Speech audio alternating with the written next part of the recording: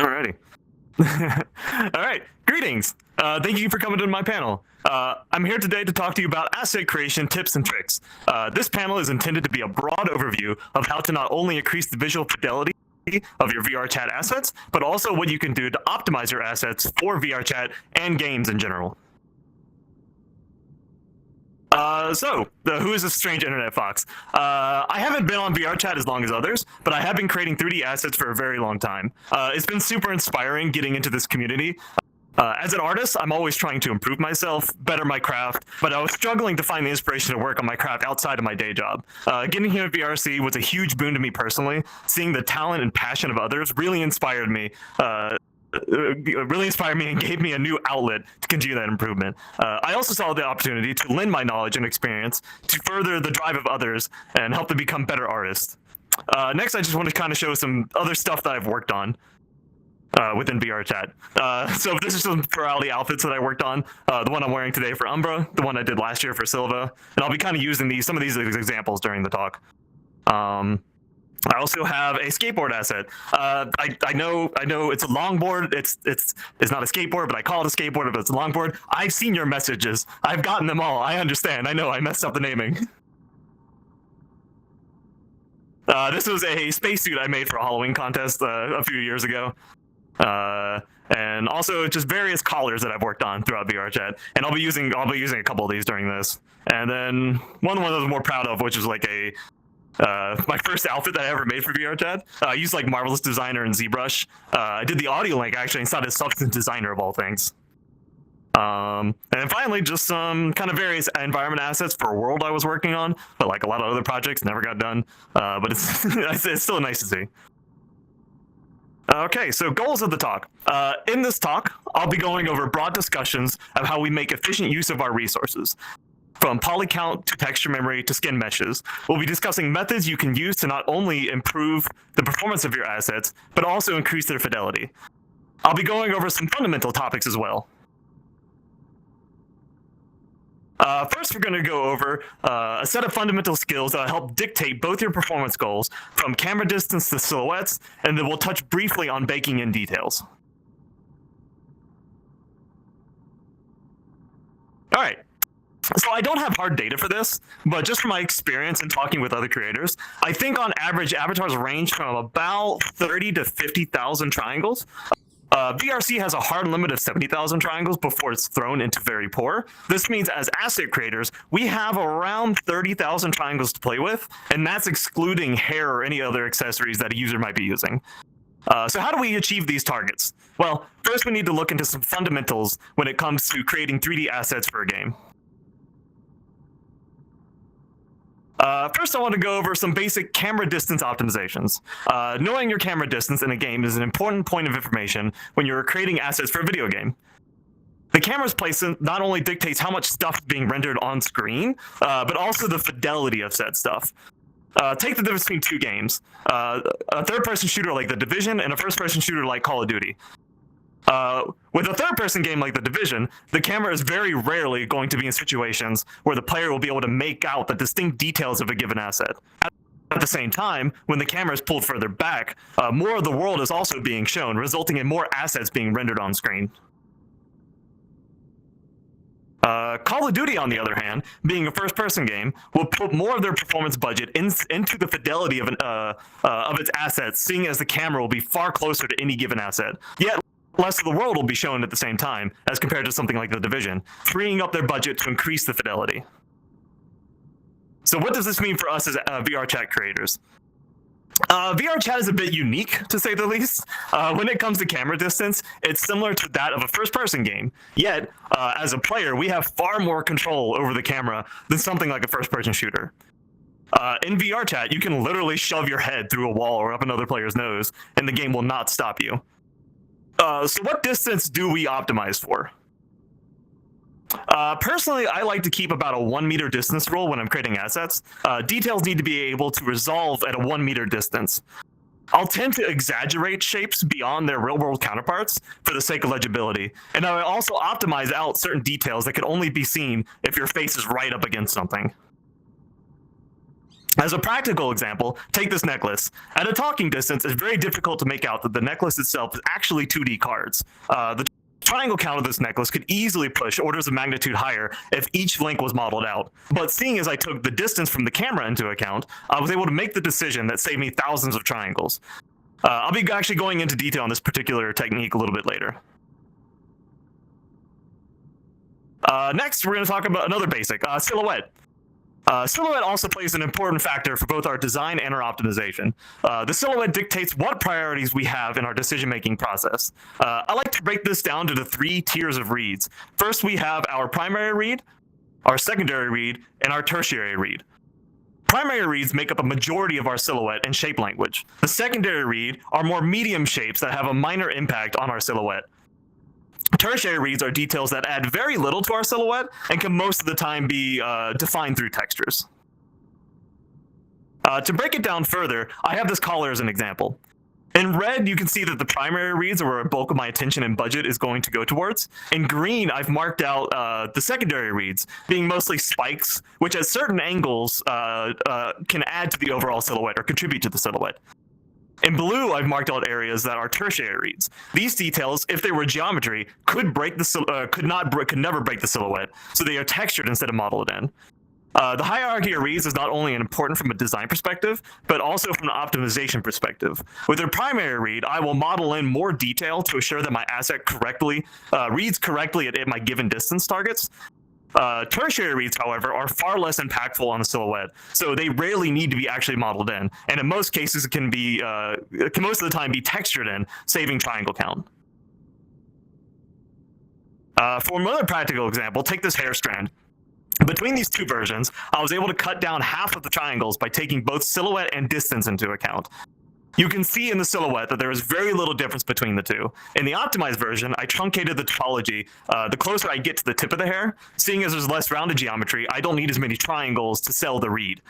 I also have take the flatter portions around the top and remove loops from the less curved areas. Another example of silhouette playing into optimization targets is my skirt for the Umbra outfit. I wanted the primary read of the skirt. Silhouette to read correctly without any visible polygons on the edges. However, I didn't need the extra geometry of those loops in the center area of the skirt, so I ended up truncating those edges down, truncating those edge loops right after the edge, saving hundreds of triangles in the process. So you can imagine as you're creating assets, all these little savings will add up after a while, because even though there's only a couple hundred, over an entire outfit, if you take all these ideas into account, you can save so much. Next, we're going to go into normal map baking. I'm not going to go into a huge amount of detail on normal map baking, as that could take up a whole talk in and of itself. But it is an important tool in our toolbox for both reducing triangle count and increasing fidelity. You can see in these 2 images that the geometry is relatively simple, yet it looks far more high density than what it actually is because of normal mapping. Take the edges of the straps, for example. They are 90-degree hard edge in geometry, but look soft with how the light bends around the surface. I even baked in areas where the straps wrap back in on themselves to create a hole. And instead of that being geometry to create that hole, I actually baked that down onto the flat surface, onto the low poly to fake it. And again, at a distance, you would never notice that the holes in the straps are solid pieces of geometry. You can imagine over an entire asset like a harness where these incremental savings would really start to add up. To distill it down further, take these 2 cubes. The left cube, I'm not even sure I'm modeling to the left. Oh, left over here. The left cube has a model beveled edge, resulting in a lot of triangles to achieve that smooth edge. The cube on the right is a typical cube with 90-degree edges, but has the bevel actually baked into a normal map. The beveled edge of the left cube isn't enough to break the silhouette at a reasonable distance, so if I bake that detail down, I can save a ton of triangles while still maintaining a soft look to that edge. With this, we don't have to sacrifice our fidelity for performance. That leads us into texture memory. We're going to start with some fundamentals such as texel density, and with that knowledge, we can then use it to better dictate how we structure and lay out our UVs. All right, so before we get started, we need to go over just some basic what kind of the basic definition of texel density. Texel density refers to the number of texture pixels, or texels, per unit of 3D area. To create a sense that various props and sets belong in the same world, 3D artists must maintain a consistent texel density across all of their 3D models. So what does this actually look like? This does dip a little bit into avatar creation in and of itself, and optimizing your texture resolutions for VR chat, but I'm going to try and keep this related to assets as best I can. The main concept with texel density is maintaining uniformity across multiple assets. In this example, you can see that the checkerboard texture is pretty uniform across the entire character. However, different elements of the avatar have different texture resolutions. For example, both the body and outfit are using a 2K texture map, while the tail is using a 1K texture map. But despite the difference in resolution, they share roughly the same texel density. There are exceptions to this rule, as with anything. Like characters tend to have a higher texel density around the face and lower around the extremities. Again, this goes into our camera topic from earlier, where our view may be focused on a character's face rather than their hands. So we want to put our budget towards that instead. But what are our texel density goals? Well, personally, I go for a 1024 pixel per 1 meter of resolution. This means that if I have 1K, this means that I have 1K map per meter of surface area to play with. I never release anything beyond 2K resolution as a rule. If an outfit starts to go beyond that point, I will start to find clever UV and shader options instead. This also adds a level of consistency to all my released assets, with all of them sharing a very cohesive density of texture detail. But how do I save texture resolution? I hear you want to use 2K texture for a pair of goggles. That'd be silly. Why would you do that? Instead, let's go over some fun UV tricks you can utilize to save your precious UV space and keep your texel density goals without blowing your memory budget. Classic example of how to save UV space, mirrored UVs. Can see on my harness here that only half of the harness is actually UV'd, with either side being mirrored in its UVs. Pants are a fun example too, where only the legs are actually mirrored on the pants, whereas the pelvic area is actually uniquely UV'd, allowing for asymmetrical details like zippers and buttons. Similar to mirror UVs are stacked UVs. In this example, I've marked out all the doodads that kind of share the same UV space. Uniquely texturing each one would not only take more time, but also be a waste of resources when the player would never notice that they are just the same texture detail repeated. Now, that chain example from earlier. To cut down on materials, I wanted to keep this leash and collar to one material and one mesh object. In order to achieve this, I made the leash into a trim sheet. Trim sheets are a section of a texture that tiles from one side of the UV space to the other. In this example, you can see that the alpha map texture of the collar and leash, where the leash is a section at the bottom of the texture map, tiles infinitely from left to right. The leash itself is a set of 2D cards mapped to that trim of the texture. This allows me to dynamically increase the size of my chain, as the texture will infinitely tile no matter the length of the chain. So did you know you can also create 2x1 UVs? My longboard asset actually utilizes a 2x1 texture. With it being such an elongated shape, I would have wasted a lot of UV space on a typical 1x1 UV. So instead, I opted for a 2x1, better utilizing my UV space. Also, the wheels and trucks are mirrored. You really have to go in and look to see that the wheels are all kind of the samely textured. Keeping with the longboard, I can also showcase multiple UVs. Popular shaders like Pyomi allow you to choose which UV channel you want a texture feature mapped to. For the longboard, I wanted to keep it at a 1K resolution. However, the graphic mapped directly to UV1 at that given resolution would have ended up blurry and not as crisp as I would have liked. Instead of making the whole thing 2K and going beyond my texel density, I created a second UV channel and filled the entire space of that channel with the bottom portion of the longboard. To blend between the two textures, I also used the blend mask. The blend mask is set to use the first UV channel, and in Pyomi, I use that mask to dictate which of the two textures should be shown. Areas of red are where I want the graphic to be shown. Anywhere else, I want the base color of the board to be shown. This results in a convincing blend between the two textures, as if the graphic was directly painted onto the base color of the board. This also makes it incredibly easy for the end user to switch the graphic out without having to open up Substance Painter. This route does actually increase the amount of textures that I'm using, and may actually be about the same texture memory at the end of the day. The blend mask can actually be a very low resolution mask. I think the board being 1K, the blend mask is probably like 512 or 256. But it's far more user-friendly and a more texel way to maintain your texel density. Right, detail normals, my beloved.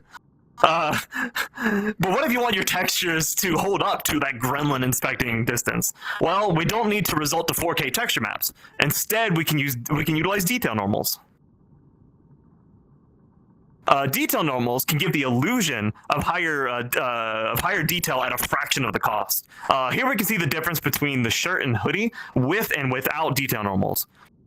In Substance Painter, I did texture this. In Substance Painter, I did texture this without any cloth normals. If I did, the cloth normals at a 2K resolution would have not resolved very well and would have looked blurry and soft inside of Unity. But you can see with the detail normals applied, they give the illusion of a higher density texture map. Detail normals can also be incredibly small. Here we see this detail normal is only 64 pixels by 64 pixels in size, but it's tiled 70 times over the entire surface of the pants. Again, with multiple UVs, you can actually set detail normals to use a different UV channel. It's not in this example, but while mirroring UVs, you can end up with detail normals getting harshly cut around a UV scene, like going different directions. Instead, you can create a second UV channel where the UVs are not only mirrored. Instead, you can create a second UV channel where the UVs are not mirrored and apply that detail normals to those instead. With Pyomi, we can take it to another level using 4 detail normals on a single material. Despite this outfit being 6 pieces of clothing, the entire outfit is actually a single mesh and 1 material. In Pyomi, I can assign an RGB map to tell the shader what detail normals I want where. And this RGB map can actually be considerably lower resolution than the textures of the outfit. I believe while the textures of the outfit are 2K, the RGB map is actually 1K. But one thing you'll notice with detail normals is they can get pretty repetitive by the nature of them tiling hundreds of times over a given surface. To help with this, I like to create relief maps. In my RGB map from the previous slide, any black areas will have reduced strength of detail normal. I can use the curvature in any naturally thin areas to then dictate where I want the detail normals to fall off in strength, resulting in a less noticeable repetition. You can see in the areas of like the cuffs and the trim at the bottom, I've actually reduced the strength of the detail normals, resulting in a nice difference between the two sections, further keeping the material breakup between the two. All right, so we're going to move on to some skin meshes and materials. Our goal as asset creators are to keep both of these to an absolute minimum, as these have some of the higher impacts on CPU performance in regards to draw calls. I'd highly recommend you go check out Phelan's panel on VRC performance metrics for more in-depth details, but as a rule of thumb for us, we need to do everything we can to keep these at a bare minimum. One big factor that plays into our skin mesh renders is the ability to toggle pieces of clothing. I want to quickly go over some pros and cons of each method of toggling. So yeah, each method has their own pros and cons. Objects and skin mesh toggles are very easy to manipulate and animate, and they make the most sense to a new user. And it doesn't have shader restrictions either, as we're going to talk about later. However, each piece of the set needs to be its own skin mesh renderer, which is a huge negative. Shape key toggles. Shape key toggles are kind of a minimum amount of skin meshes, because you can still keep it to 1 and just have shape keys that hide the different pieces. However, they are annoying to set up and maintain. Like any other, they're hard to set and maintain. They add more shape keys. However, the performance impact of this has been reduced in Unity 2022. Next, we have UV discards. Minimal amount. They also have a minimal amount of skin mesh renders, like the shape keys. They are very versatile and very easy to animate. However, the big negative with these guys is that if shaders aren't fully shown, other players will not see the toggles. And if you're not familiar with multiple UVs, they can be a little confusing for new users. All right, so we'll go a little bit more detail. Object toggles. Object toggles are the type we're most familiar with. Animating the mesh or object to turn it on and off, and tying that to a toggle button on your character. This works just fine for simple assets, but if you go beyond like 2 toggles per set of clothing using this method, I would recommend looking into the next options. Oops. Yeah, so blend shape toggles. There are concerns with adding more blend shapes to a mesh, but that concern, again, has been reduced to the 22 upgrade. And personally, I'll take 5 extra blend shapes on a mesh over 5 skin meshes any day. So what we're doing here is we're squishing the geometry down in relation to the armature to hide it beneath the character's body. It can be annoying to set up, like most shape key stuff. They tend to break if you add more geometry or modify said geometry. You also need to make sure that when you're scaling the geometry down in relation to the armor, you also need to make sure that you're scaling the geometry down in relation to the armature, or else you risk the geometry escaping the body mesh when an avatar bends or like moves limbs around. It's more of a headache to set up, but well worth the time, as you can heavily reduce your skin mesh count. For example, this outfit has 5 pieces that I can toggle on and off individually, yet it's only 1 skin mesh renderer.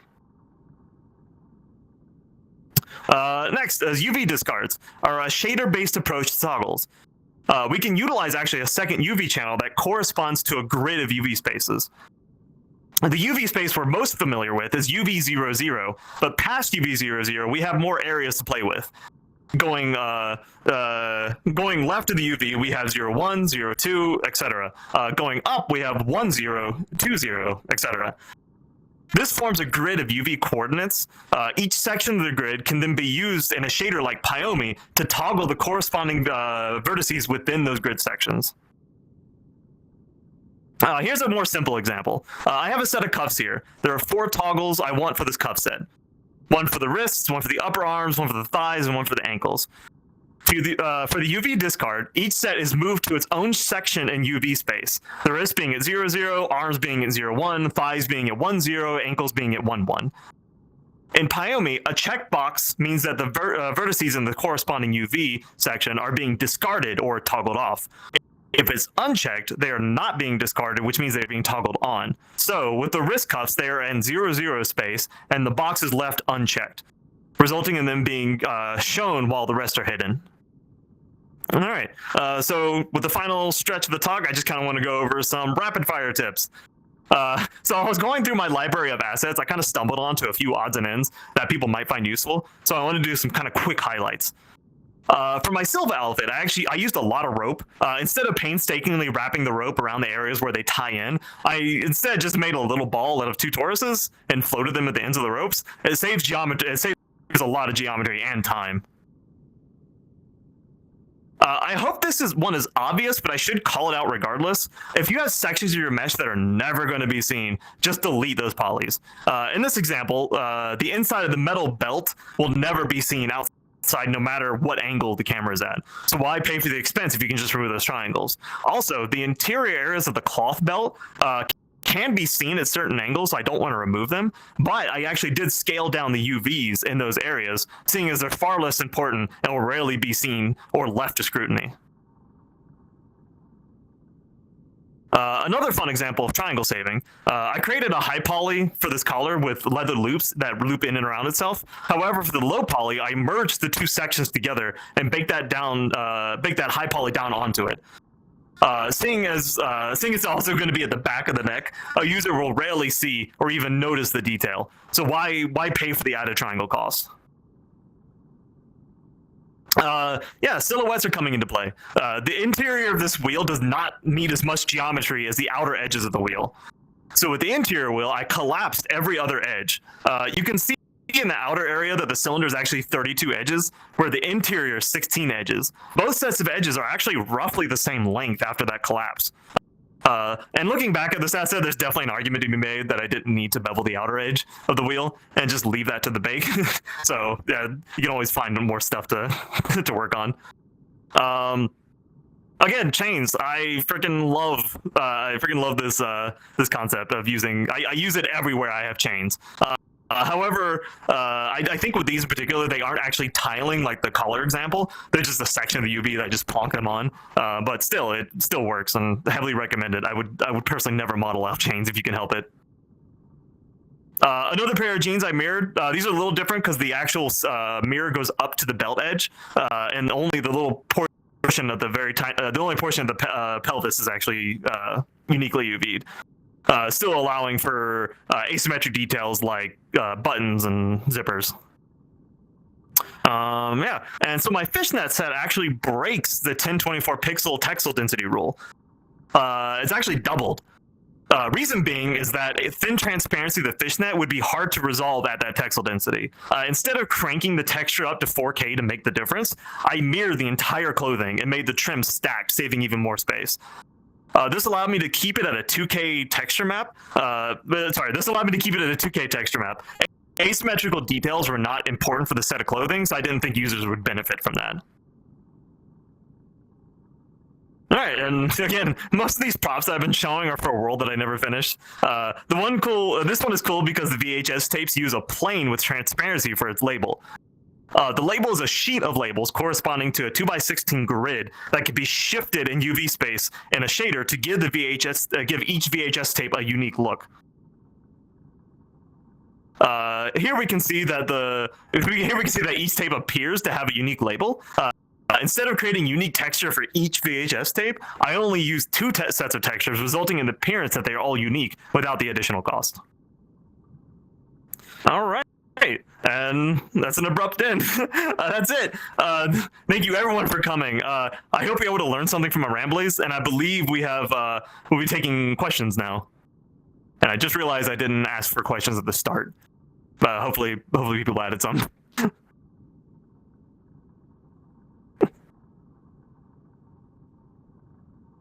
The audience. And if anybody else would like to ask questions, there is a channel on the Discord, Tips and Tricks of Asset Creation Q&A. Please go there and ask whatever you'd like, and I will read it out. So, the first question I have is from Tara asking, what tools do you recommend for diagnosing performance problems for VRChat worlds? I find it difficult, especially on collaborative projects, to isolate major performance hits in a project once everything is coming together. So despite being an environment artist, in VRChat, I've actually rarely touched world stuff. But from what I understand about Unity, that there is a scene inspector or a debugger inspector that I can't quite remember. I can at least speak on the avatar side of things, that there are things you can use like Thrive's memory performance. Again, this is, I apologize that this is avatars and not worlds. But on the avatar side of things, you have Thrive's avatar performance tools, which will actually like look at your avatar and read out every texture that it uses and the resolution that it uses, and you can get a really good idea of like what textures are taking up the most space. I remember I had a bug at one point, or an issue at one point, where I had my for whatever reason my character was taking up like 20 more megabytes than I anticipated, and I couldn't figure out why. So I opened the tool and saw that I had like 2 sets of textures being loaded onto it, and I was like, why is this happening? I don't have it anywhere. It turns out that even if you have an animator turned off, like weighted 0, the textures inside those animations are still being uploaded to VRChat, even though they will never be used because the weight's at 0. So yeah, that's a really good tool for that. Oh, also call out to Mark the creator's poly tool. That thing is freaking amazing if you're trying to like squeeze the last little bit of triangle count out of your mesh. All right, thank you for answering that. I've got another question here. Leon Sarambe asking, what's an object you would recommend a new 3D artist attempt to make to learn all the basics of asset creation? This is gonna sound weird. Okay, there's two things of this. One thing is that when I worked at a studio I worked at, our asset we would always give juniors when they wanted to test things was a fire hydrant.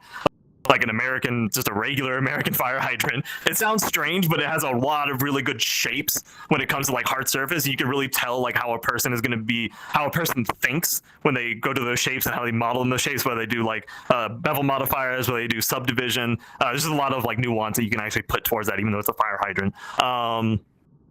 The other one, though, another one I like to give when I'm talking with new people is that literally model things around you. Like I have a coffee cup over there. Like I would literally just take that coffee cup, look at it in front of me, and try to replicate it in 3D, just like you would when you're doing figure drawing. Or like a notepad or something. Just take anything around you can visually see and reference. It helps so much. All right, thank you. I've got another question here. From Wisp Readwell asking, do material swap toggles incur a performance cost? Do material swap toggles? Yes, technically. If the material swaps are using different if you're using different texture sets, as I said earlier with that issue that I had, is that if you're using different texture sets, those will still be uploaded. So you do pay a cost because when you're swapping to a different material, if you're not actively using that material, you're still paying for that texture memory regardless. So if you load into an avatar for 8 hours and you never swap using that material swapper, you just paid like an extra 30 megabytes for textures that never got seen. So they do inform a cost. So you just kind of have to be smart, like really think, will a user actually utilize this toggle or not? All right. I've got another question here from Albana asking, how do you determine where to mark seams for unwrapping? Any tips for determining them? Okay. Yeah, there's a lot of nuance to this, unfortunately. There's a couple areas. So especially when you're working at like hard surface assets are a lot easier because they have natural breaks of like materials where say you have like a cylinder on top of a square that might be like a different material than the square. So literally like in the real world there's going to be a material break. So creating a UV seam around that area makes sense in the real world, and it makes sense in 3D. So that's really easy. Characters a little trickier. I tend to put my UV seams in areas where it'd be very hard to see them, like in between the legs, like coming up to the crotch. Like this is typically where I put them, or one for the arm, I'd put it like under the arm. So it's more about like tucking them away where a user would like very rarely, or the camera would very rarely see them. All right. I've got another question here from Rinring asking, how does one bake normals? Oh man. Okay.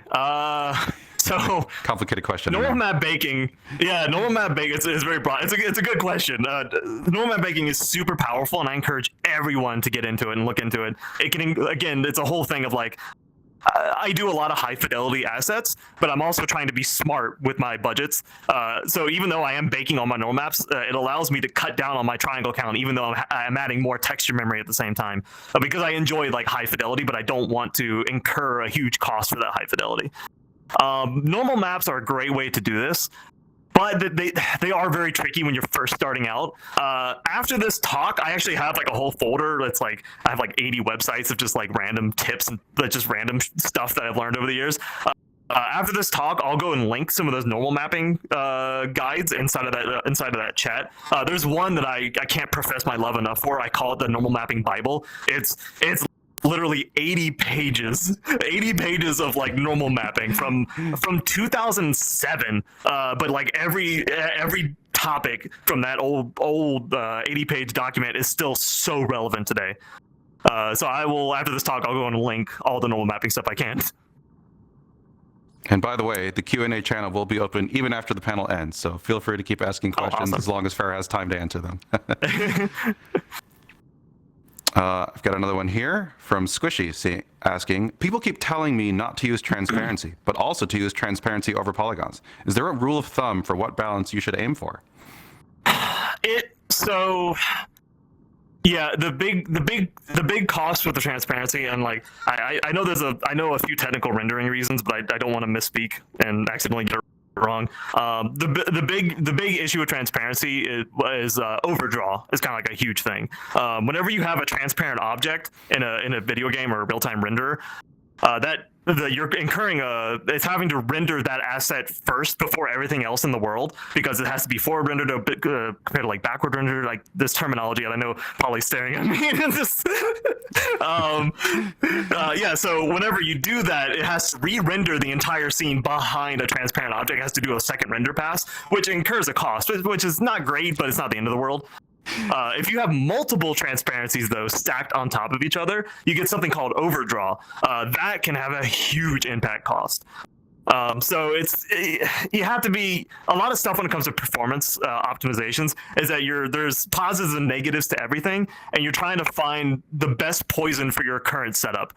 So sometimes I might actually add more skin mesh renderers if that saves me like 60 megabytes of texture memory, or I might try to reduce my skin mesh renderers but increase my texture memory. So it's really just, you're trying to find a balance in everything. All right, thank you so much for that. Let's see, got another question here from the RPG Slayer asking, how would you fix ambient occlusion issues when you use UV discard? Oh, that. Yeah, yeah. You're talking about when you're being in a world. Unfortunately, that I don't believe there's a fix for that. Just the way the rendering works is that whenever you're discarding discarding that geometry, that render pass happens.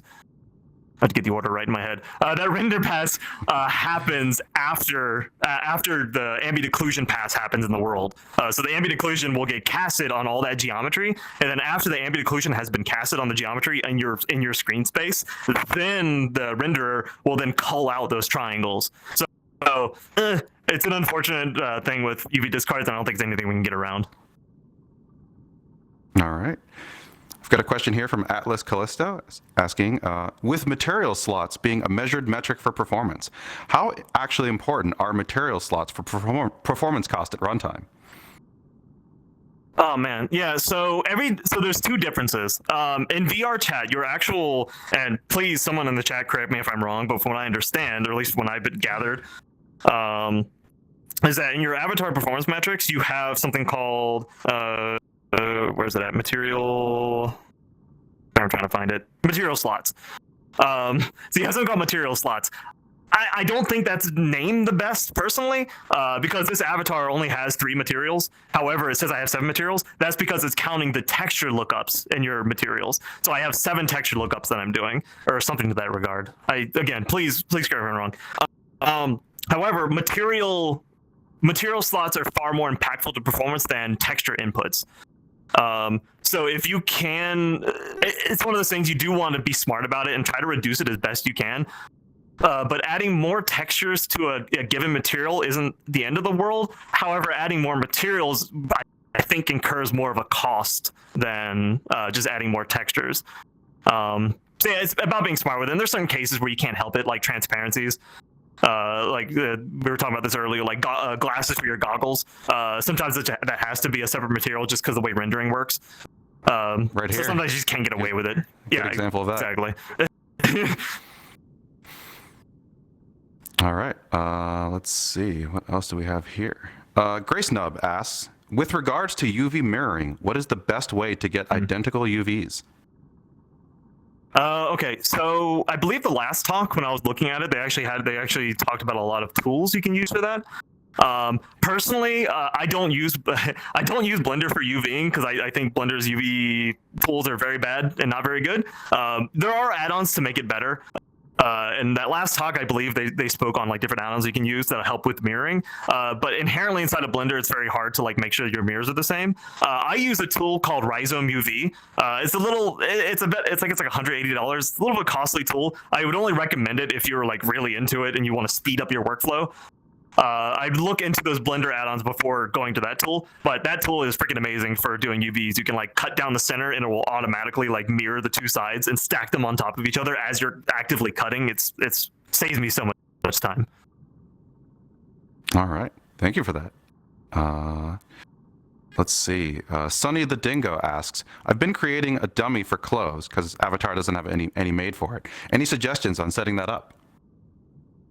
A dummy for clothes. Oh, so like if you don't, so I guess they don't have their avatar yet, and they're trying to get an idea. Like a dummy to model the clothes onto. Okay, that's there's a lot of things bouncing around on that one.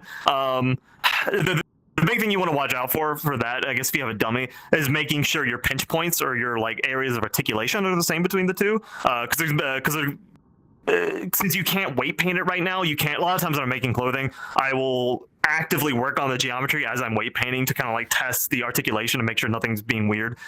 However, since you can't actively test the armature at the same time, you need to be cautious of where you're putting those loop cuts on your geometry so they line up with the actual articulation. That'd probably be the biggest concern I would have for that. All right.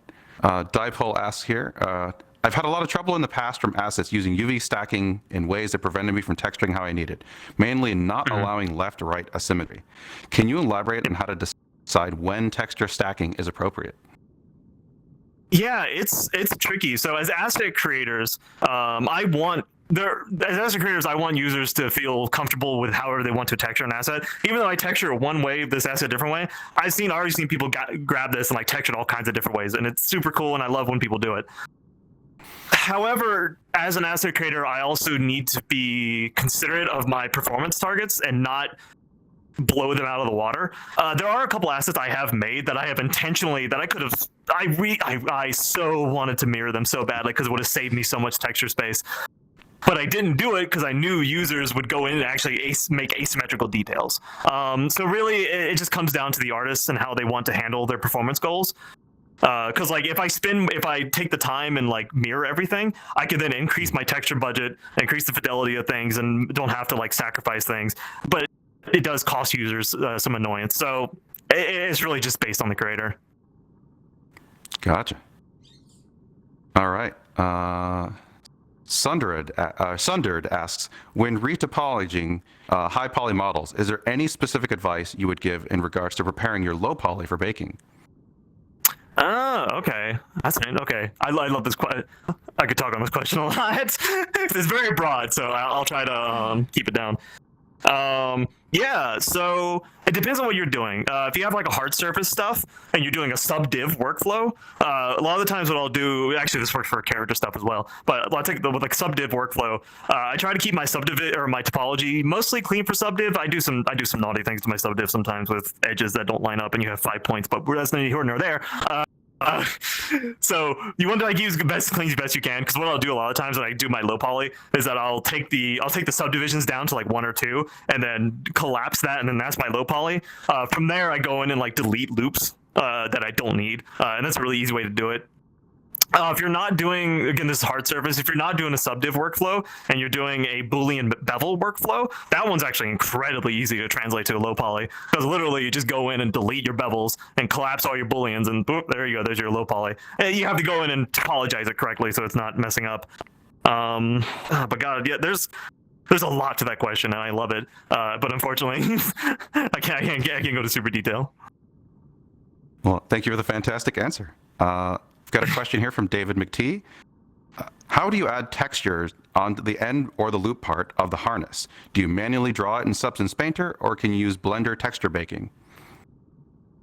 The texture, I'm guessing maybe they're referring to the hole that I was describing? I think, yeah, it's the last part, like where you had the looping bit of your... Okay.